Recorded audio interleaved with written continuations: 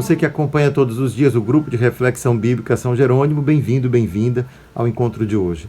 Hoje nós vamos refletir o texto de Jeremias 31 a 34, é a primeira leitura desta liturgia. O livro de Jeremias é uma profecia muito rica.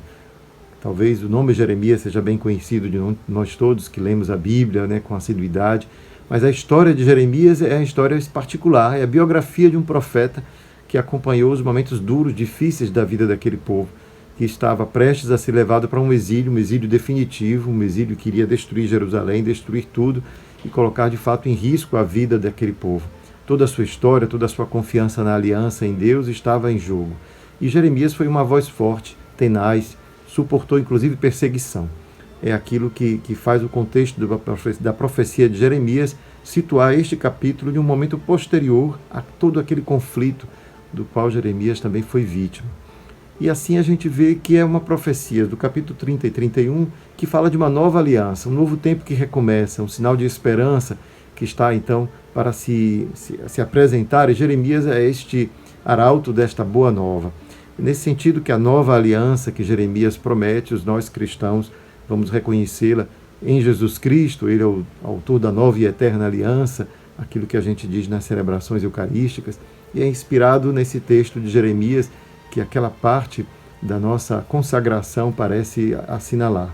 Então vejam bem, aquilo que hoje nós escutamos em Jeremias é o anúncio de que aquela antiga aliança, a aliança feita com a casa de Israel e a casa de Judá, em um tempo em que era um só povo saindo do Egito, a aliança feita no Sinai sobre pedras, aquela que Moisés havia estabelecido junto ao povo, já não era mais possível de se manter, tinha caducado.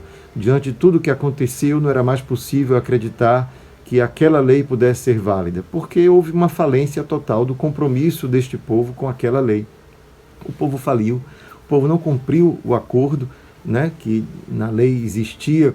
Se eles cumprissem tudo aquilo que Deus havia determinado, eles seriam protegidos, e o exílio era uma prova de que aquela lei havia sido rompida, ou melhor, aquela aliança havia sido destruída pelo mau comportamento do povo. É assim que o profeta justifica, portanto, o exílio. Não é porque os babiloneses eram mais fortes, mas era porque o povo se enfraqueceu, perdendo, portanto, aquele que era o seu guerreiro, aquele Deus que os libertou do Egito como um forte e poderoso, como um grande guerreiro, agora não combateu ao lado deles, e por isso a Babilônia pôde prevalecer sobre Israel. Essa análise histórica que o profeta faz é o que dá a ele a condição de agora oferecer uma nova chance, dizer uma nova aliança que Deus há de fazer com este povo, mas não mais inscrita na lei, a lei escrita em tábuas de pedra. Ele diz que essa nova aliança será escrita nas entranhas, no coração. Portanto, é uma aliança que antes de ser entregue a todo um povo, será entregue a cada um. Cada um deverá ser o custódio desta aliança, o guardião desta nova aliança. E é nessa forma, então, que a nova aliança de Jeremias abre um horizonte novo naquilo que eram as profecias, que recordava sempre a necessidade de ser fiel à aliança que Deus havia feito e se comprometido. Então, uma nova aliança surge. E nessa nova aliança existe um novo penhor. Deus promete se esquecer dos pecados. Perdoarei a sua maldade, não lembrarei do seu pecado. Essa passagem recorda o projeto de reconciliação que essa profecia anuncia. Daí a gente vê a relação dela com Jesus Cristo. Jesus Cristo anuncia o perdão dos pecados, anuncia uma reconciliação definitiva com Deus, ao modo da profecia de Jeremias.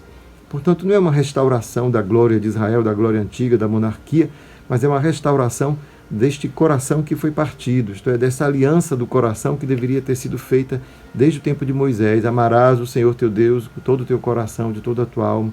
Isto é, já no início a aliança de Moisés previa o engajamento do coração.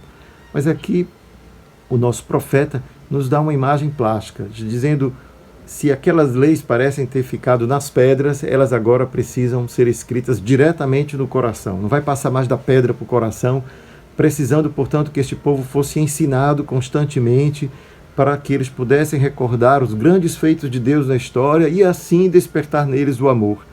Aqui não. Aqui eles conhecerão o Senhor. Não será mais necessário que ninguém lhes ensine, porque Deus vai perdoar o coração, vai reconstituir no coração aquilo que os pecados havia destruído. Portanto, existe uma relação próxima que agora se estabelece com cada um e cada uma. A casa de Israel e a casa de Judá se expande, portanto, a cada ser humano que se dispõe a restabelecer, portanto, uma aliança. Nesse sentido, a nova aliança, a nova e eterna aliança, restaura a antiga aperfeiçoando a sua forma, não a destrói, porque afinal a aliança antiga também se configurava em um amor a Deus e ao próximo, né, sobre todas as coisas. Esta lei não caduca, mas ela se aperfeiçoa. Ela não mais precisará ser ensinada, porque Deus vai comunicar a sua experiência ao coração de cada um. Claro que nós nos identificamos imediatamente, porque como cristãos dizemos é o Espírito Santo o mestre interior. É Cristo que nos dá o Espírito, que nos ensina desde dentro o amor de Deus por nós. É isso que Jeremias está nos mostrando e, em forma de profecia, nós reconhecemos aquilo que como cristãos vivemos, não é? Que a nova aliança feita na cruz de Cristo marcou a reconciliação, portanto o perdão, que a profecia de Jeremias já anunciava, e ao mesmo tempo essa capacidade que agora adquirimos de sermos instruídos por dentro, graças ao Espírito que foi derramado. Portanto, é uma profecia belíssima, que fala da nossa experiência, mas fala também da experiência deste povo que viveu o exílio. Portanto, uma grande unidade entre as expectativas messiânicas dos judeus e aquilo que nós reconhecemos em Jesus como realização messiânica deste perdão e reconciliação divinas. Que esse texto nos inspire a pôr a nossa confiança, nosso coração, nesta nova aliança que Deus realiza conosco, pelo perdão e reconciliação. Um grande abraço.